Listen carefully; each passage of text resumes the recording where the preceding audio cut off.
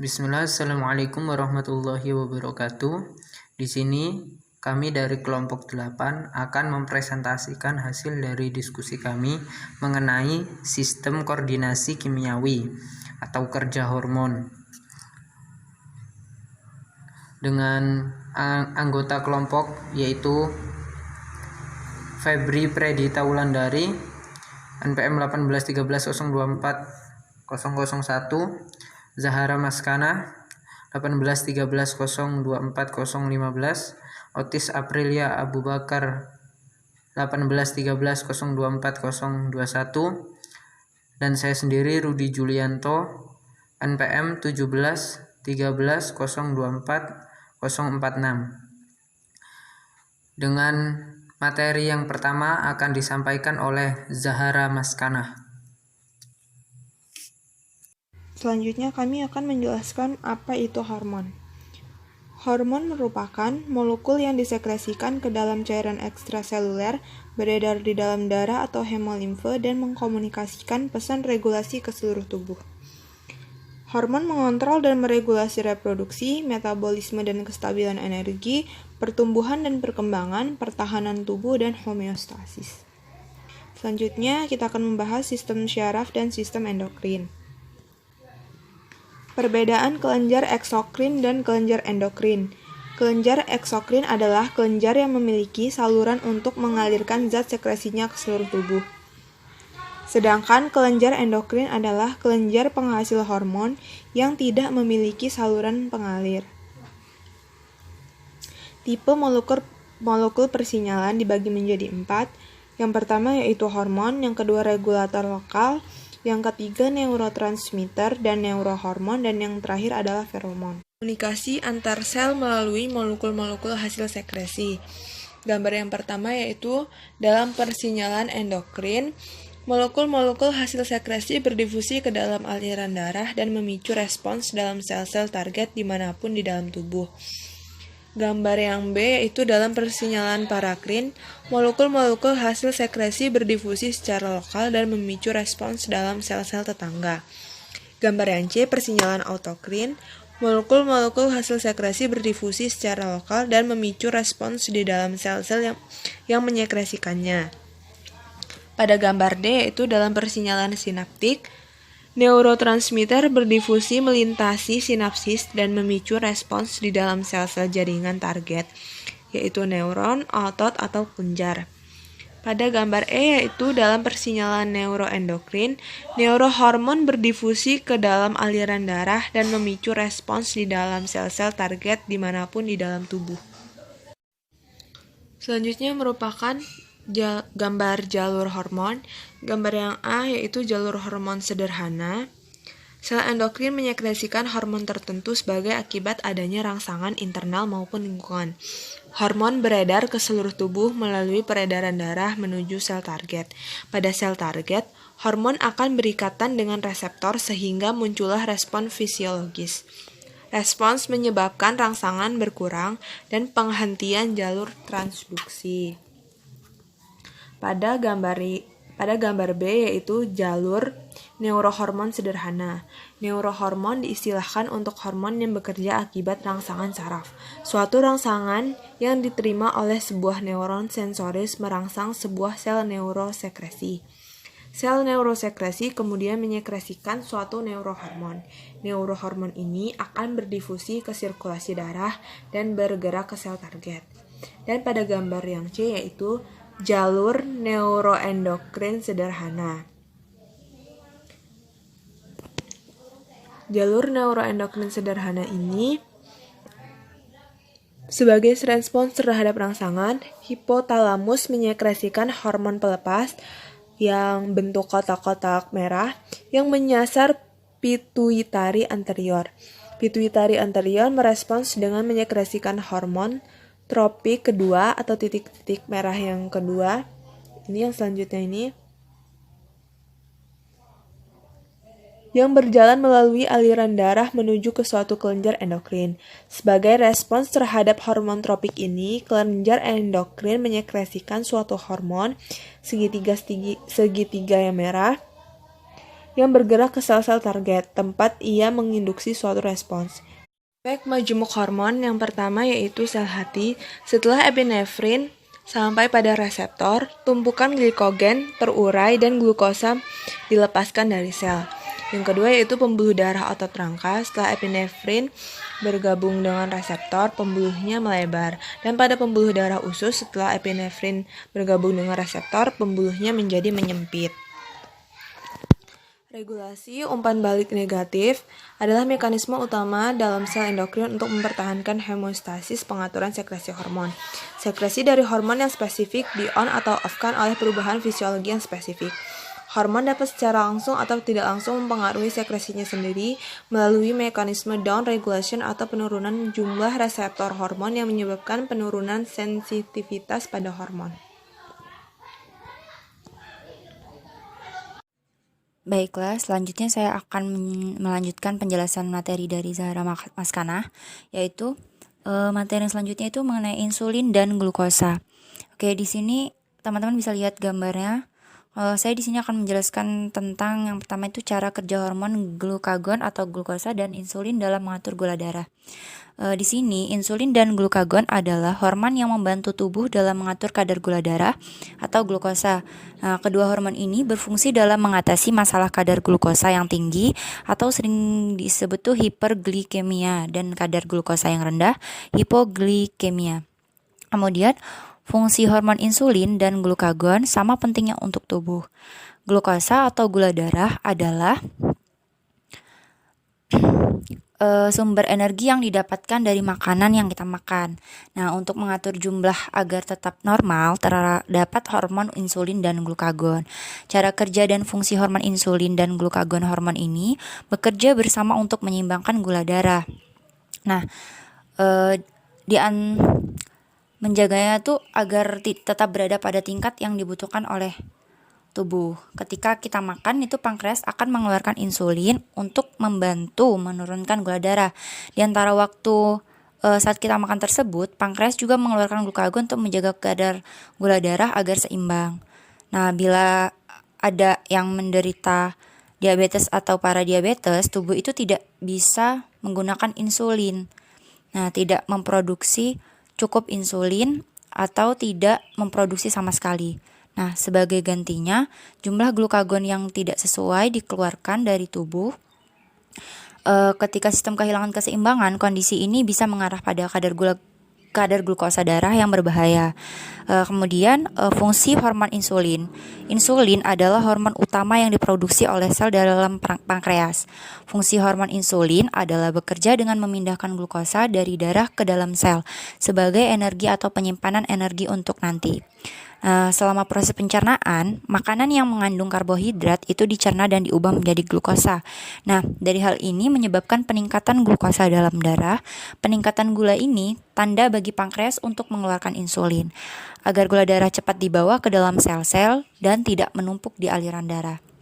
Ketika insulin itu diproduksi, hormon glukagon itu ditekan. Nah, insulin merangsang sel di seluruh tubuh untuk mengambil glukosa dari aliran darah. Sel-sel tersebut kemudian mengubahnya dari glukosa itu sebagai energi untuk membantu menjadikan sumber energi tenaga di antara saat waktu kita makan. Nah, glukosa lebih itu akan disimpan dalam sel hati dan otot sebagai glikogen. Saat glukosa diubah menjadi energi atau disimpan di hati atau di otot, itu tingkatnya dalam darah akan berkurang. Kemudian fungsi hormon glukagon itu kebalikan dari fungsi hormon insulin. Glukagon itu adalah hormon protein yang diproduksi oleh pankreas di dalam pankreas. Nah, glukagon itu merupakan penyeimbang insulin. Kurang lebih 4-6 jam setelah kita makan, tingkat glukosa dalam darah itu berkurang. Hal ini memicu produksi glukagon dalam pankreas. Ketika pankreas mengeluarkan glukagon, insulin akan ditekan. Fungsi hormon glukagon adalah memberi tanda pada hati dan otot untuk memecah glikogen menjadi glukosa dan mengeluarkannya kembali ke dalam aliran darah. Nah, hal ini menjaga kadar gula darah kita agar tidak terlalu turun. Oke, kemudian selanjutnya itu sistem endokrin pada protozoa. Sistem hormon pada protozoa, misalnya amuba, tidak mempunyai sistem saraf, namun mempunyai kepekaan terhadap rangsangan dari luar, serta mampu dalam menanggapi rangsangan tersebut. Nah, rangsangan berupa cahaya ataupun juga sentuhan. Jika rangsangan yang ada itu kuat, maka protozoa ini akan menjauh. Nah, sebaliknya, jika rangsangan tersebut lemah, maka ia akan mendekat. Pada paramecium itu terdapat fabril yang mempunyai kepekaan terhadap suhu dan sinar, serta berfungsi juga mengatur gerakan silianya. Selanjutnya itu sistem endokrin pada porifera. Secara umum, air memegang peranan penting dalam tubuh porifera.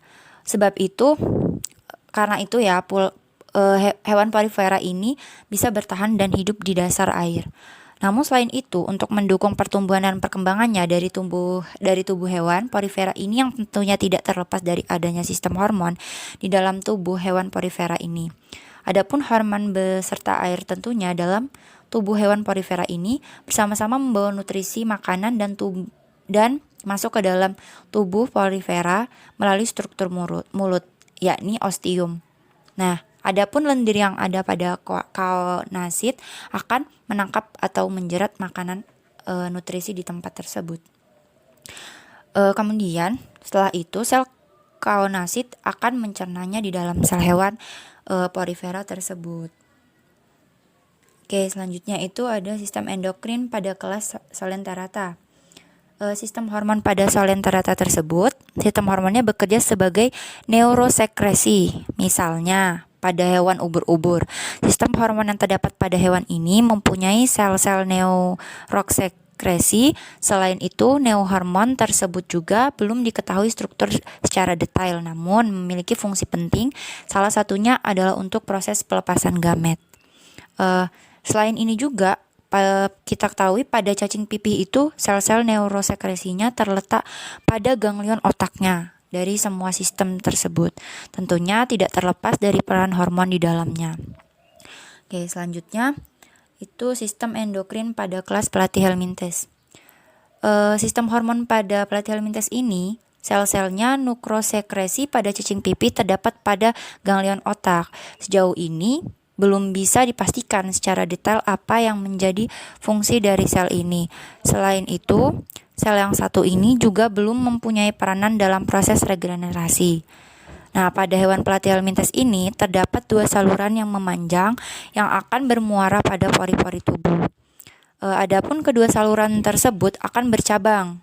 Dia menjadi cabang-cabang pada bagian punggung dan berakhir pada sel api yang memiliki silia sebagai pusatnya. Sistem hormon pada Platyhelminthes ini mempunyai ganglion yang mana sel-sel tersebut berkontraksi pada bagian tepi tubuhnya.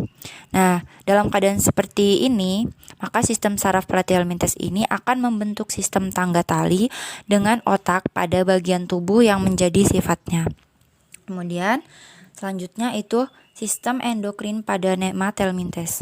Nah, sistem hormon pada Nemathelminthes ini bekerja sama dengan beberapa saraf yang ada pada hewan Nemathelminthes, yang mana akan memberikan pengaruh nantinya terhadap semua aspek dalam kehidupan hewan Nemathelminthes. Nah, hewan ini memiliki sistem saraf cincin yang mengelilingi esofagus dan memiliki cabang saraf utama.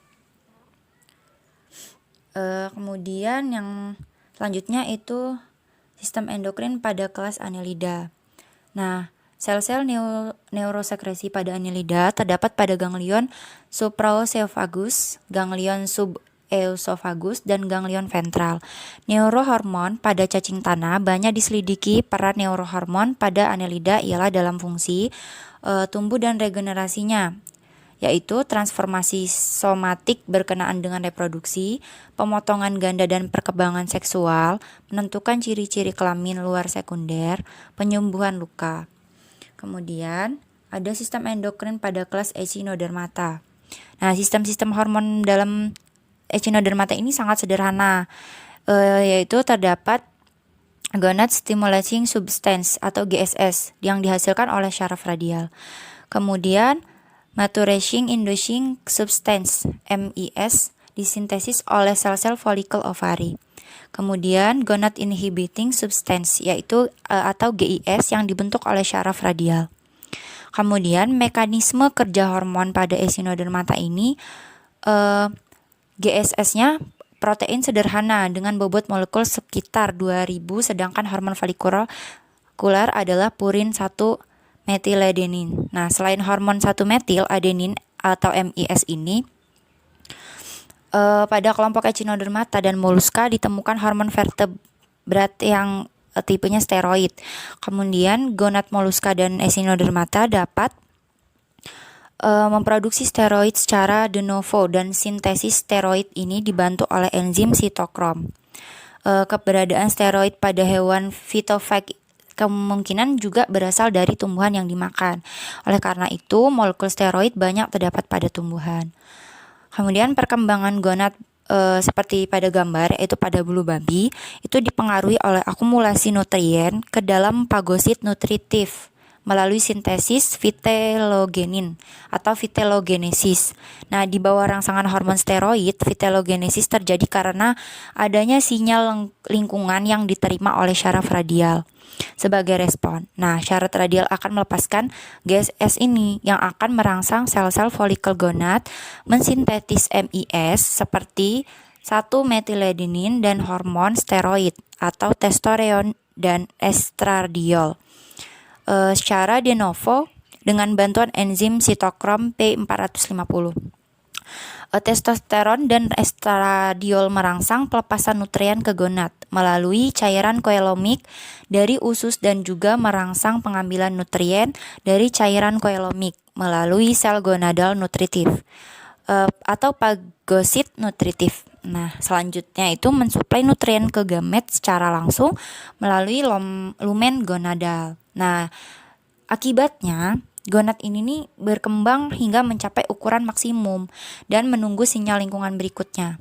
Selanjutnya, sinyal lingkungan yang diterima oleh syaraf radial itu sebagai respon syaraf radial itu melepaskan neurosekresinya atau polipeptida yang berperan langsung pada sel-sel folikel untuk merangsang sintesis 1-metiladenin dan selanjutnya merangsang ovulasi, pelepasan gamet, dan tingkah laku reproduksi. Kemudian itu pernah juga ditemukan penelitian Unuma pada tahun 1999 mendapatkan hormon steroid yang dapat merangsang perkembangan gonadal dan gametogenesis pada juvenil bulu babi merah. Nah, ini berdiameter 20 mm yang diberi pakan bersteroid, kemudian menghasilkan IKG yang signifikan lebih tinggi dibandingkan dengan kontrol. Spermatogenesis juga lebih cepat dibandingkan dengan kelompok kontrol. Sebaliknya, pada betina, depresus perlakuan pakan bersteroid tidak menunjukkan pengaruh. Kemudian karena masih terlalu muda, sehingga juvenil betina belum siap melaksanakan gametogenesis. Tidak seperti hewan ovipar lainnya, pada bulu babi ini, protein tidak hanya khusus pada betina, protein York namanya. Nah, protein York ini terakumulasi dalam pagosit nutritif sebagai sumber nutrien untuk bergametogenesis. Tidak hanya pada betina, tetapi juga pada jantan. Kemudian akumulasi nutrien ini ke dalam pagosit nutritif telah ditingkatkan oleh steroid melalui sintesis vitelogenin. Oke, sekian penjelasan dari saya. Materi selanjutnya akan dilanjutkan oleh Otis Aprilia. Baiklah, saya akan melanjutkan tentang koordinasi sistem endokrin dan sistem saraf pada kelas Arthropoda. Bisa dilihat pada gambar tersebut, itu merupakan koordinasi sistem endokrin yang biasa digunakan oleh serangga, misalnya kupu-kupu untuk proses pertumbuhan dan metamorfosis. Jadi pada serangga atau contohnya kupu-kupu, kelenjar endokrin biasanya banyak digunakan untuk proses pertumbuhan dan metamorfosis. Nah, selama masa pertumbuhan, serangga akan meninggalkan eksoskeletonnya secara berkala. Proses pergantian kulit ini disebut molting. Molting terjadi sampai stadium dewasa. Hormon yang menyebabkan terjadinya molting adalah hormon epdison. Hormon ini dihasilkan dari kerja sama kelenjar protorasik yang terletak di dalam dada dan hormon yang dihasilkan oleh otak. Otak serangga juga menghasilkan hormon yang mempengaruhi proses metamorfosis, yaitu hormon juvenil. Hormon ini berfungsi menghambat proses metamorfosis. Sekresi hormon juvenil yang cukup akan membuat ekdison merangsang pertumbuhan larva. Namun, jika sekresi hormon ini berkurang, maka ekdison akan merangsang perkembangan pupa. Seperti yang terdapat pada gambar tersebut. Selanjutnya, saya akan menjelaskan sistem endokrin pada Aves. Letak kelenjar endokrin pada Aves itu bisa dilihat. Yang pertama ada pineal, yaitu bentuk kecil, bulat dan terletak di belakang hemisferium cerebri. Dan hipofisis, yaitu bentuk seperti ginjal letak pada basis otak. Kemudian ada tiroid, yaitu bentuk bulat kecil berwarna coklat muda, jumlah ada 2 buah dan terletak dekat vena jugularis pada batas leher. Yang keempat ada paratiroid, berbentuk kecil terletak dekat kelenjar tiroid. Kemudian yang kelima ada adrenal, yaitu bentuk bangunan bulat dan kecil berwarna kekuning-kuningan terletak di depan ginjal. Selanjutnya ada timus, yang keenam itu jumlahnya sepasang, letaknya di sepanjang leher. Kemudian ada kelenjar gonad, yaitu terletak di ovari. Yang kedelapan ada pankreas atau pulau Langerhans, yaitu dalam jaringan kelenjar. Nah, selanjutnya sistem kerja hormon pada Aves. Nah, jadi pusat rangsangan saraf yang mempengaruhi kerja hormon pada unggas atau Aves itu terdapat pada hipotalamus. Rangsangan saraf dari luar akan ditransformasikan menuju hipotalamus sehingga hipotalamus akan mensekresikan hormon releasing factor atau HRS. Jadi HRS yang dihasilkan hipotalamus akan mengatur regulasi hormon yang dihasilkan oleh pituitary pars anterior atau PPA atau anterior pars pituitary. PPA memproduksi hormon yang sifatnya dapat mengatur kerja dari beberapa kelenjar endokrin. Beberapa hormon yang disekresikan PPA antara lain thyroid stimulating hormone atau TSH. Jadi adrenocorticotropic hormone atau ACTH dan dua jenis gonadotrophic hormone atau GTH yang masing-masing berefek pada aktivitas kelenjar tiroid, kelenjar adrenal dan kelenjar kelamin, dan juga menghasilkan growth hormone atau GH yang mengatur pertumbuhan tubuh unggas. Beberapa kelenjar tersebut akan terangsang untuk menghasilkan hormon tertentu yang mempunyai fungsi tertentu. Selanjutnya ada sistem endokrin pada amfibi.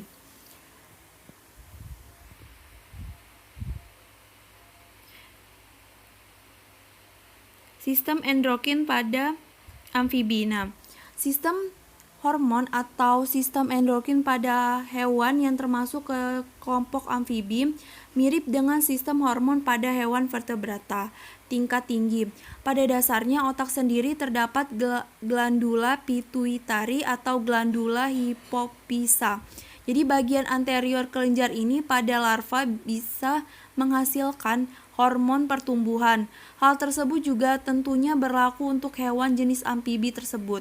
Hal ini dapat kita buktikan dari perkembangan katak, yakni apabila dari seekor berudu diambil bagian anterior glandula hipofisinya, maka bisa dipastikan berudu tersebut tidak akan berkembang menjadi seekor katak seperti berudu pada umumnya. Namun apabila potongan atau bagian tersebut ditransplantasikan kembali, maka berudu tersebut akan berkembang seperti sebagaimana yang seharusnya. Kemudian ada sistem endokrin pada reptil. Nah, sistem endokrin pada reptil itu ada endokrin pankreas dari kadal. Contohnya, terdiri dari sel-sel yang tersebar tunggal atau kelompok-kelompok kecil dari 2 sampai V sel pembentuk struktur pulau seperti endokrin pankreas.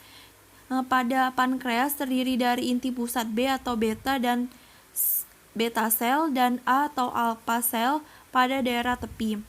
Pembagian regional dan frekuensi pankreas sel endokrin pada lobus limpa dari kadal rumput Tachyndromus walteri dipelajari dengan metode imunohistokimia.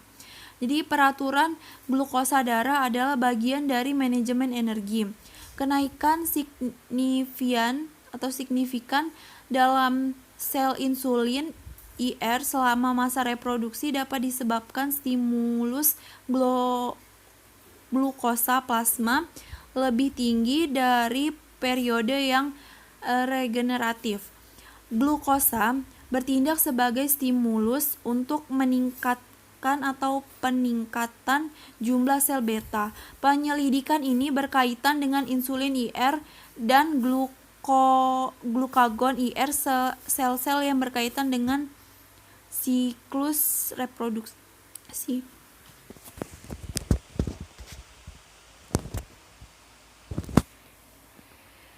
Selanjutnya ada sistem endokrin pada fiskus. Jadi kelenjar endokrin pada ikan mencakup suatu sistem yang mirip dengan vertebrata yang lebih tinggi tingkatannya. Ikan memiliki beberapa jaringan endokrin yang pada umumnya tidak didapatkan pada vertebrata yang lebih tinggi. Sebagai contoh, badan stanius yang memiliki fungsi sebagai kelenjar endokrin yang membantu dalam proses osmoregulasi. Kinerja dari hormon tersebut sama seperti kerja saraf, yakni berfungsi untuk mengontrol dan mengatur keseimbangan kerja organ-organ di dalam tubuh. Namun, kontrol kerja saraf lebih cepat dibanding dengan kontrol endokrin. Adapun hormon yang dihasilkan oleh kelenjar yang berasal dari ektoderm adalah sebagai berikut, yaitu protein, peptida, dan derivat dari asam-asam amino. Selanjutnya ada kelenjar endokrin pada fiskus. Yang pertama ada kelenjar pituitari, kelenjar tiroid, kelenjar paratiroid, kelenjar ultimobranchial, pulau Langerhans, jaringan interrenal, jaringan kromafin, kelenjar sek, kelenjar neurosekretori kaudal, badan stanius, dan badan pineal. Selanjutnya, kelenjar endokrin adalah sekumpulan sel epitelia yang menghasilkan bahan kimia yang spesifik disebut hormon. Kelenjar endokrin disebut sebagai kelenjar bantu. Kelenjar endokrin pada ikan mencakup sistem yang mirip dengan vertebrata yang lebih tinggi tingkatannya. Tetapi ikan memiliki kelenjar endokrin yang tidak ada pada vertebrata lain, yaitu badan stanius dan neurosekretori kaudal.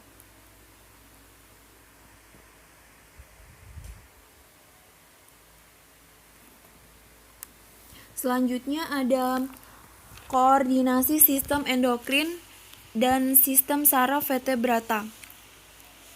Contohnya itu ada contoh jalur neurohormon, yaitu hormon posterior pituitari. Nah, pada gambar tersebut, pada bagian otak terdapat hipotalamus. Kemudian di dalam hipotalamus terdapat sel-sel neurosekretori dari hipotalamus dan posterior pituitari serta anterior pituitari. Dari bagian tersebut terdapat hormon ADH dan hormon oksitosin. Nah, kemudian pada hormon ADH itu terdapat target, yaitu tubulus ginjal, sedangkan target dari hormon oksitosin yaitu kelenjar susu dan otot rahim. Hipotalamus memicu persinyalan endokrin yang sesuai dengan kondisi lingkungan. Sinyal dari hipotalamus bergerak menuju kelenjar pituitari. Kelenjar pituitari berkembang awalnya terpisah, namun dalam perkembangannya berikutnya menyatu dan fungsi-fungsinya berbeda.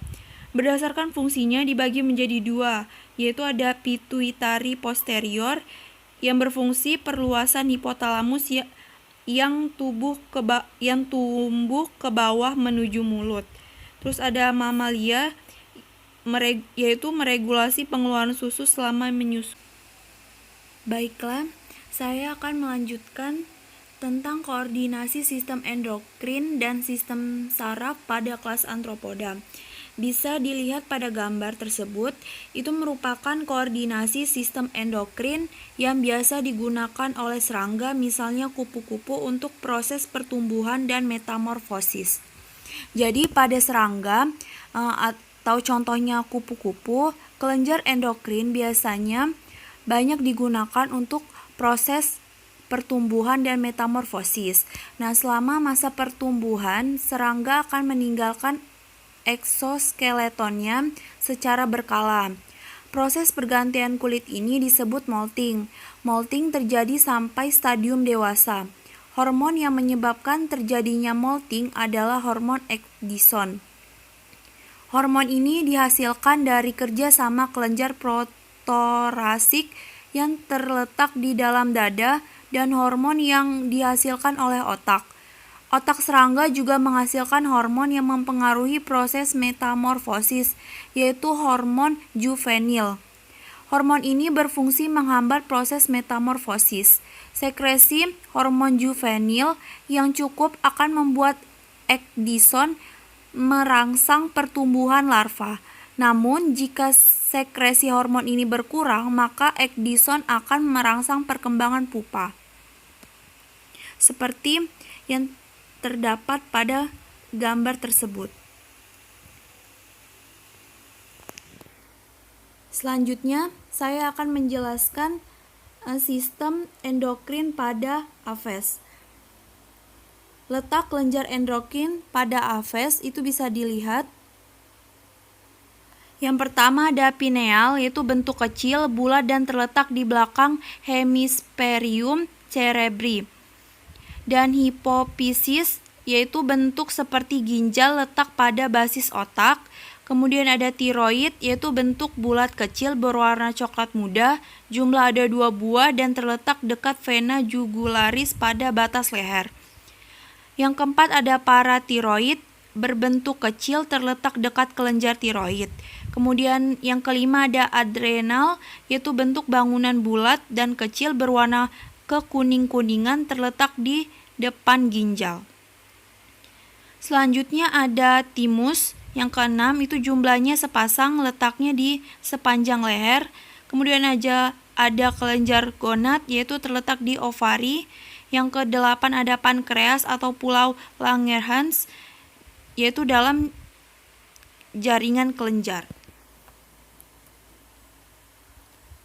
Nah, selanjutnya sistem kerja hormon pada Aves. Nah, jadi pusat rangsangan saraf yang mempengaruhi kerja hormon pada unggas atau Aves itu terdapat pada hipotalamus.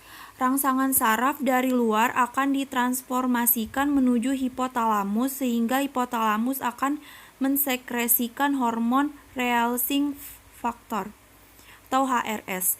Jadi HRS yang dihasilkan hipotalamus akan mengatur regulasi hormon yang dihasilkan oleh pituitary pars anterior atau PPA atau anterior pars pituitary.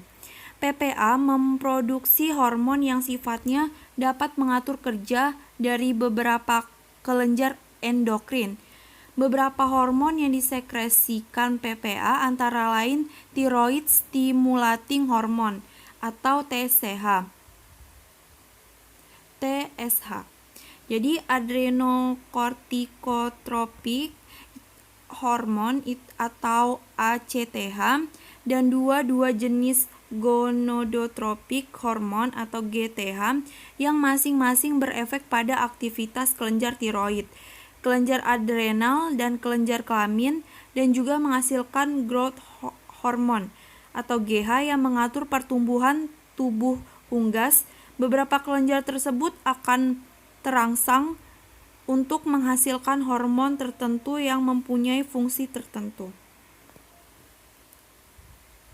Selanjutnya ada sistem endokrin pada amfibi.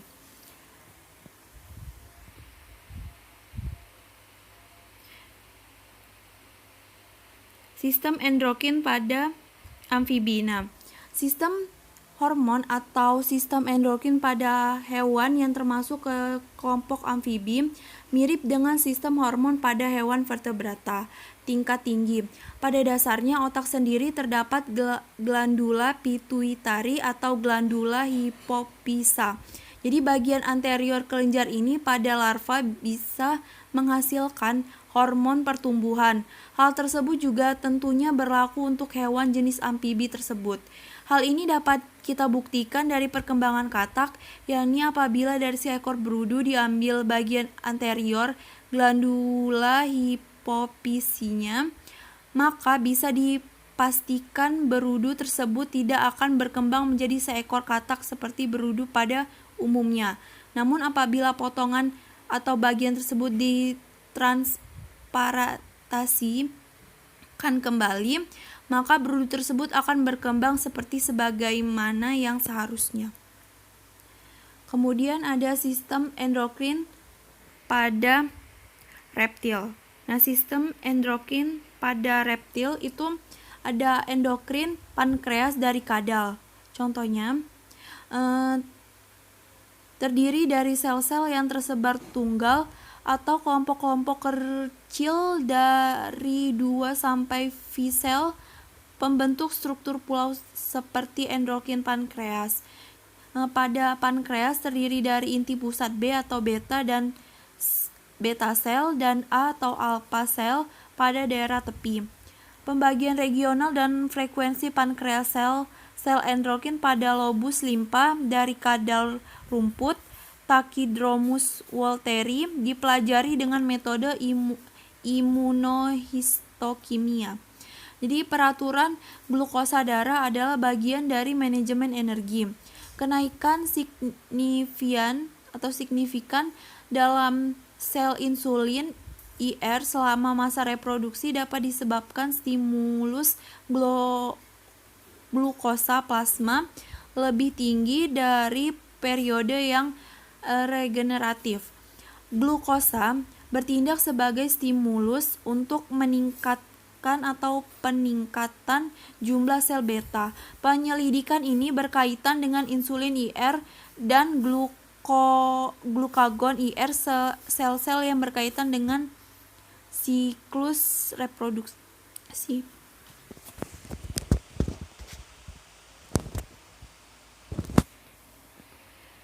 Selanjutnya ada sistem endokrin pada fiskus. Jadi kelenjar endokrin pada ikan mencakup suatu sistem yang mirip dengan vertebrata yang lebih tinggi tingkatannya. Ikan memiliki beberapa jaringan endokrin yang pada umumnya tidak didapatkan pada vertebrata yang lebih tinggi.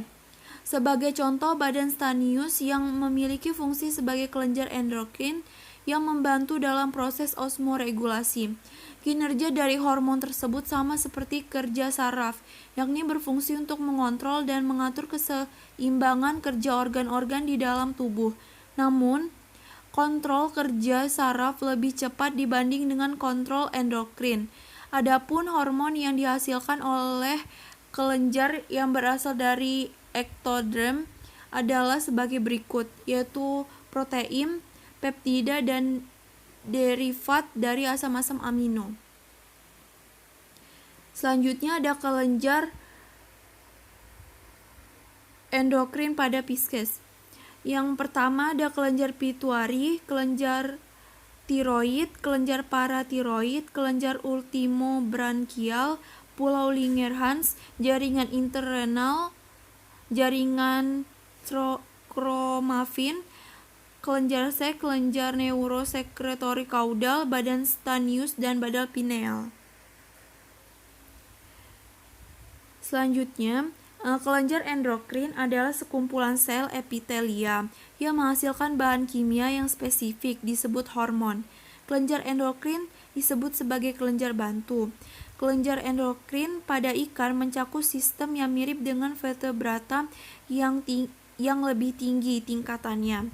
Tetapi ikan memiliki kelenjar endokrin yang tidak ada pada vertebrata lain, yaitu badan stanius dan neurosekretory kaudal.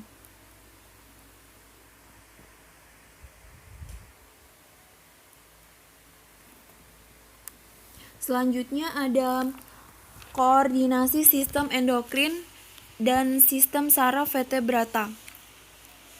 Contohnya itu ada contoh jalur neurohormon, yaitu hormon posterior pituitary. Nah, pada gambar tersebut, pada bagian otak terdapat hipotalamus. Kemudian di dalam hipotalamus terdapat sel-sel neurosekretory dari hipotalamus dan posterior pituitary serta anterior pituitary. Dari bagian tersebut terdapat hormon ADH dan hormon oksitosin. Nah, kemudian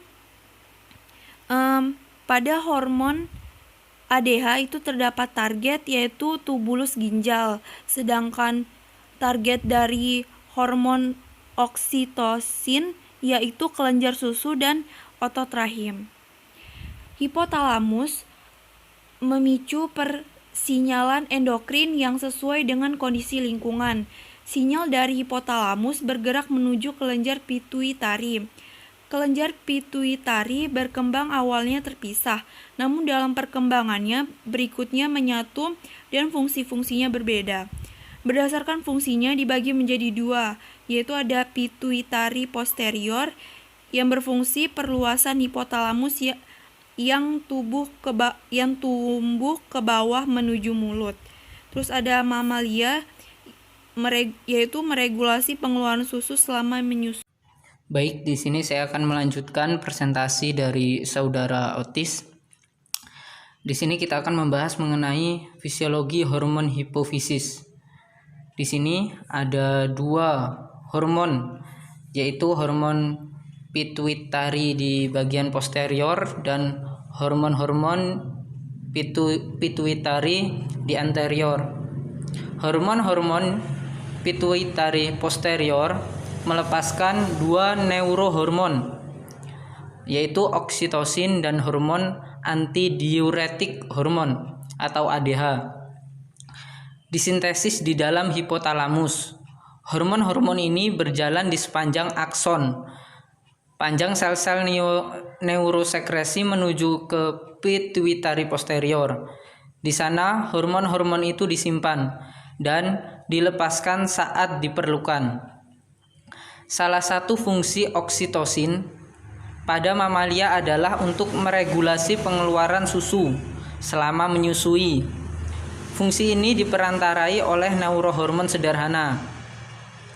Bisa dilihat di gambarnya ya, di bagian gambar sebelah kanan kita itu ada salah satu contoh dari regulasi hormon dari pituitary posterior. Dalam jalur-jalur semacam itu, suatu rangsangan yang diterima oleh sebuah neuron sensoris merangsang sebuah sel neurosekresi. Sel neurosekresi tersebut kemudian menyekresikan suatu neurohormon yang berdifusi ke dalam aliran darah dan bergerak ke sel-sel target. Dalam kasus jalur oksitosin, rangsangan awal berupa gerakan menghisap susu oleh bayi. Jadi contohnya itu gerakan menghisap susu oleh seorang bayi. Rangsangan sel-sel saraf sensoris di dalam puting menghasilkan sinyal di dalam sistem saraf yang mencapai hipotalamus. Impuls saraf dari hipotalamus kemudian memicu pelepasan oksitosin dari kelenjar pituitary posterior. Nah, sebagai respons terhadap oksitosin yang bersirkulasi, kelenjar-kelenjar susu tersebut menyekresikan susu. Selanjutnya, jalur oksitosin yang meregulasi kelenjar susu menjadi contoh mekanisme umpan balik positif. Tidak seperti umpan balik negatif yang menghilangkan rangsang. Umpan balik positif ini memperkuat rangsang, menghasilkan respon yang lebih besar lagi. Dengan demikian, oksitosin merangsang pelepasan susu yang menyebabkan bayi semakin banyak menghisap, sehingga rangsangan semakin besar. Aktivasi jalur tersebut dipertahankan hingga bayi berhenti menghisap. Oksitosin memiliki beberapa peran tambahan selain peran tadi gitu. Peran tambahan tersebut terkait dengan reproduksi, yaitu ketika mamalia melahirkan, oksitosin menginduksi sel-sel target dalam otot-otot uterus untuk berkontraksi. Jalur ini juga dicirikan oleh regulasi umpan balik positif sedemikian rupa sehingga mendorong penuntasan proses melahirkan. Hormon kedua yang dilepaskan oleh pituitari posterior yaitu ADH, membantu meregulasi osmolaritas darah seperti bisa dibaca di Campbell di halaman 153. ADH meningkatkan retensi air di dalam ginjal sehingga menurunkan volume urin. Bisa dilihat ya di gambar sebelah kanan, yaitu mengenai gambar pathway dan contohnya ini.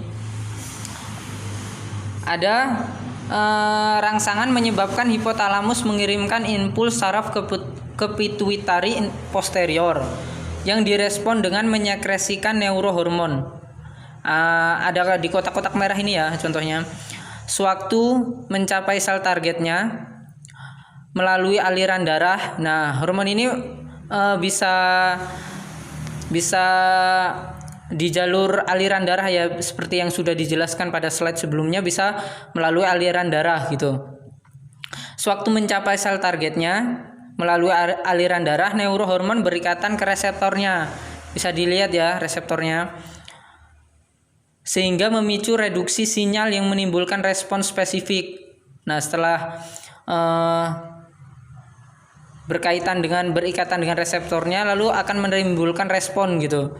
Nah, di dalam jalur neurohormon untuk persinyalan oksitosin, respon tersebut meningkatkan stimulus membentuk lingkaran umpan balik negatif yang memperkuat persinyalan di jalur ini. Gitu ya. Nah, yang selanjutnya yaitu hormon pituitari posterior. Hormon pituitari posterior ini menyintesis dan menyekresikan berbagai hormon yang berbeda, dan ia sendiri diregulasi oleh hormon-hormon yang disekresikan oleh hipotalamus. Setiap hormon hipotalamus merupakan hormon pelepas atau hormon penghambat, mencerminkan peranannya dalam mendorong atau menghambat pelepasan satu atau lebih hormon spesifik oleh pituitari anterior. Hormon pelepas tirotropin releasing hormone atau TRH ya. Ini contoh dari hormon pituitari anterior.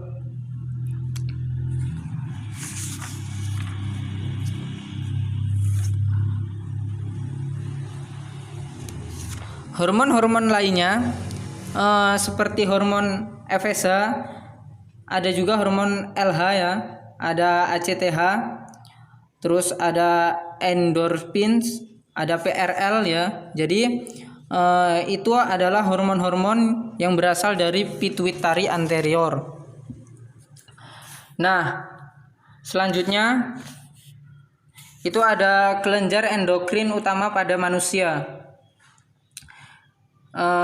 Terdapat pada kelenjar hipofisis dan di hipotalamus, kemudian di kelenjar tiroid dan paratiroid ya.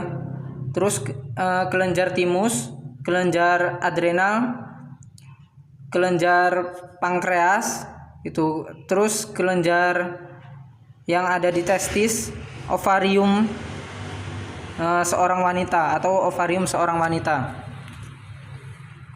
Nah, ini ada kelenjar endokrin utama pada manusia. Bisa dilihat pada tabel dan pada Campbell jilid 3. Itu bahwasanya kelenjar-kelenjar endokrin utama manusia dan hormon yang dihasilkan. Dalam tabel tersebut ada hipotalamus, hormon-hormon yang dilepaskan dari pituitari posterior, dan hormon-hormon yang diregulasi dari pituitari anterior. Kelenjar pituitari posterior ini melepaskan neurohormon yang dibuat di hipotalamus, yaitu hormon oksitosin dan ADH, dan kelas kimianya berupa peptida. Dan kerja representatifnya merangsang kontraksi uterus dan sel-sel kelenjar susu, dan diregulasi oleh sistem saraf. Nah, ini ada beberapa kelenjar juga, yaitu kelenjar pituitari anterior dan kelenjar tiroid. Hormonnya bisa dilihat sendiri bahwasanya ada hormon GH, PRH, PRL, FSH, LH, TSH, ACTH ya. Dan terdapat kerja representatif serta diregulasi oleh biasanya diregulasi oleh kebanyakan hormon hipotalamus dan beberapa di sistem saraf. Selanjutnya ada kelenjar endokrin utama pada manusia. Itu masih ada, yaitu kelenjar paratiroid, pankreas, kelenjar adrenal. Ini menghasilkan hormon paratiroid yang diregulasi oleh kalsium dalam darah. Nah, bisa dilihat ya bahwasanya ada kelenjar-kelenjar yang menghasilkan hormon gitu. Hormon seperti hormon insulin, glukagon, epinefrin dan neuroepinefrin, glukokortikoid gitu. Dan di ovarium itu menghasilkan estrogen gitu. Selanjutnya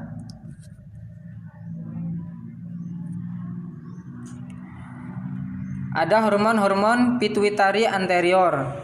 Sudah disinggung tadi bahwasanya hormon pituitari anterior itu mensintesis dan menyekresikan berbagai hormon yang berbeda, dan ia sendiri diregulasi oleh hormon yang disekresikan oleh hipotalamus. Nah, di sini ada beberapa hormon ya di pituitari anterior, yaitu hormon TRH. Contohnya, hormon TRH adalah produk hipotalamus. Hormon TRH ini adalah produk dari hipotalamus yang merangsang pituitari anterior untuk menyekresikan tirotropin, juga dikenal sebagai hormon perangsang tiroid. Setiap hormon pituitari anterior ini dikontrol setidaknya oleh satu hormon pelepas. Beberapa di antaranya bahkan memiliki hormon pelepas maupun hormon penghambat. Hormon pelepas dan hormon penghambat disekresikan di dekat kapiler di dasar hipotalamus.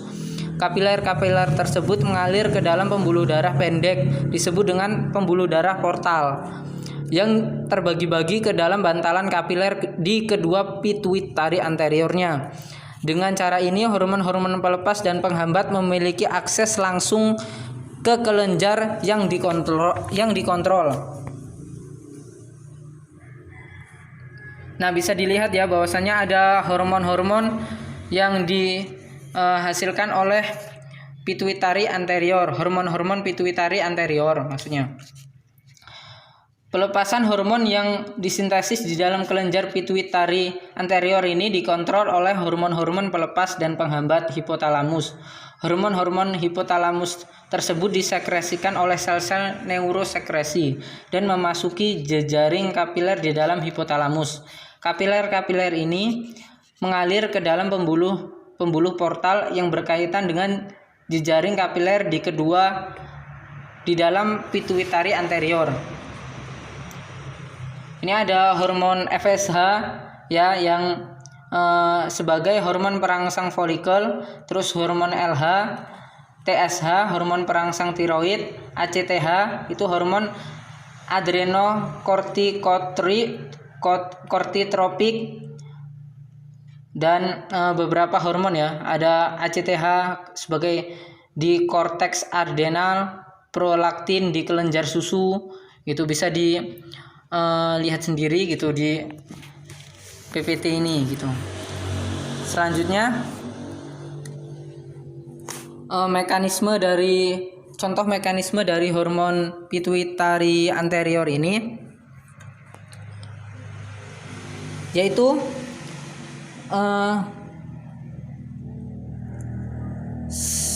pertama ada rangsangan sebagai respon. Nah, hipotalamus lalu menyekresikan hormon pelepas. Hormon pelepasnya itu ada di kotak-kotak merah itu ya, yang menyasar pituitari anterior. Nah, ada di pituitari anterior menuju pituitari anterior. Pituitari anterior tersebut lalu merespon dengan menyekresikan hormon tropik. Nah,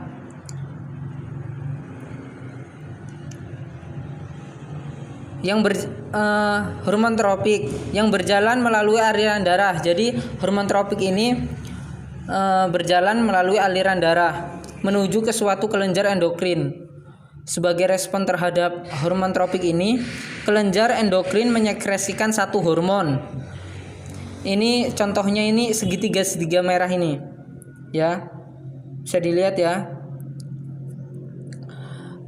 Yang bergerak ke sel-sel target, tempat ia menginduksi suatu respon. Di dalam contoh regulasi hormon tiroid memberikan umpan balik negatif pada hipotalamus dan pituitari anterior. Umpan balik ini menghambat pelepasan TRH dan TSH, sehingga mencegah reaksi yang berlebihan terhadap rangsang, misalnya suhu yang rendah pada kasus bayi manusia.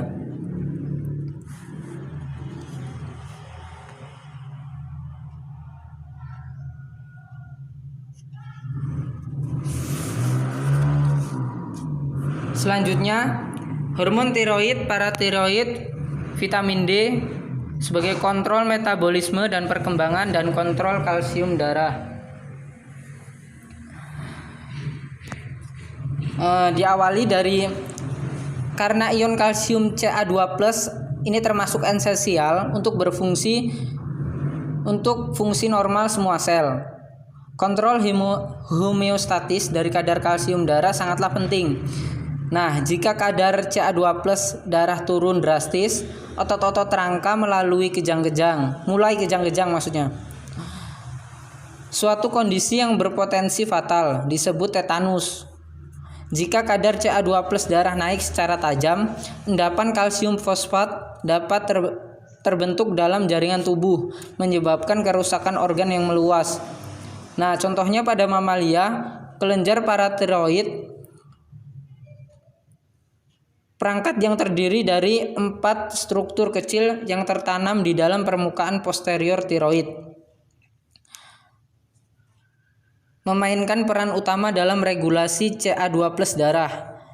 Ketika Ca2+ darah turun di bawah titik setelah sekitar 10 mg per 100 ml, kelenjar-kelenjar ini melepaskan hormon paratiroid. PTH atau hormon paratiroid menaikkan kadar Ca2+, kadar melalui efek langsung dan tak langsung. Pada tulang, PTH menyebabkan matriks yang termineralisasi untuk menguraikan dan melepaskan Ca2+ ke dalam darah di dalam ginjal. PTH merangsang reabsorpsi Ca2+ secara langsung melalui tubulus renal. PTH juga memiliki efek tak langsung pada ginjal, mendorong konversi vitamin D menjadi hormon aktif, bentuk inaktif dari vitamin D. Suatu molekul derivat steroid diperoleh dari makanan atau disintesis di dalam kulit ketika terpapar sinar matahari. Aktivasi vitamin D bermula di hati dan dituntaskan di ginjal. Proses tersebut dirangsang oleh PTH. Untuk aktif dari vitamin D bekerja langsung di dalam usus halus, merangsang pengambilan Ca2+ dari makanan sehingga memperbesar efek PTH. Saat Ca2+ darah naik, lengkung umpan balik negatif menghambat pelepasan PTH. Lebih lanjut dari kelenjar paratiroid, kelenjar tiroid juga dapat berkontribusi terhadap homeostatis kalsium. Jika Ca2+ darah naik di atas titik setelan, kelenjar tiroid melepaskan kalsitonin, hormon yang menghambat reabsorpsi tulang dan meningkatkan pelepasan Ca2+ oleh ginjal. Pada ikan rodensia dan beberapa jenis hewan yang lain, kalsitonin diperlukan untuk homeostatis Ca2+. Akan tetapi pada manusia, kalsitonin tampaknya hanya dibutuhkan selama pertumbuhan tulang yang ekstensif di masa kanak-kanak. Nah, ini ada hormon-hormon adrenal sebagai respon terhadap stres. Kelenjar adrenal vertebrata selalu terkait dengan ginjal. Pada mamalia, setiap kelenjar adrenal sebenarnya tersusun dari dua kelenjar dengan tipe sel, fungsi, dan asal-usul embrionik berbeda. Korteks adrenal bagian luar dan medula adrenal bagian sentral. Korteks adrenal sendiri terdiri dari sel-sel endokrin sejati. Sementara sel-sel sekresi medula adrenal berasal dari jaringan neural. Selama perkembangan embrionik, dengan demikian seperti kelenjar pituitari, kelenjar adrenal merupakan kelenjar endokrin dan neuroendokrin yang menyatu.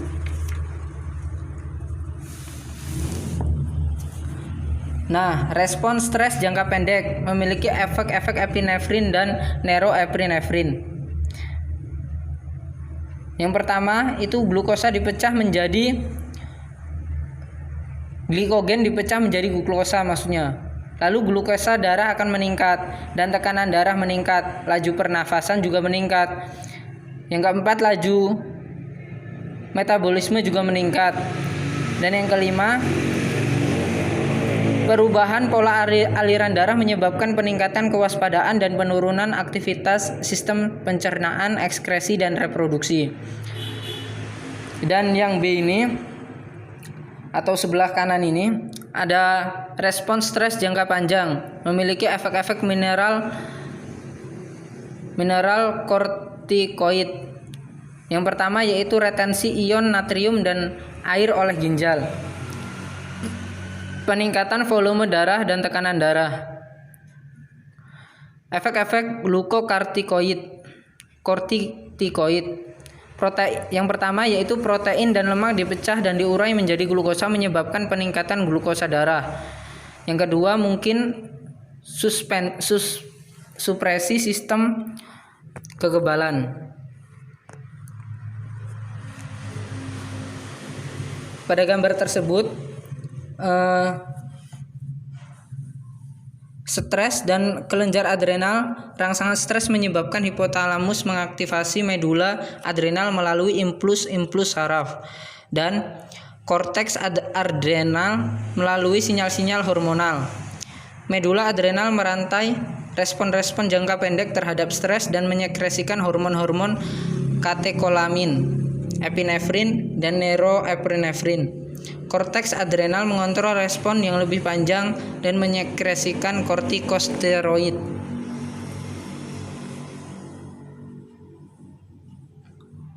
Sekian presentasi dari kelompok kami. Apabila ada banyak kesalahan kami mohon maaf. Kepada Allah kami mohon ampun. Kami akhiri. Wassalamualaikum warahmatullahi wabarakatuh.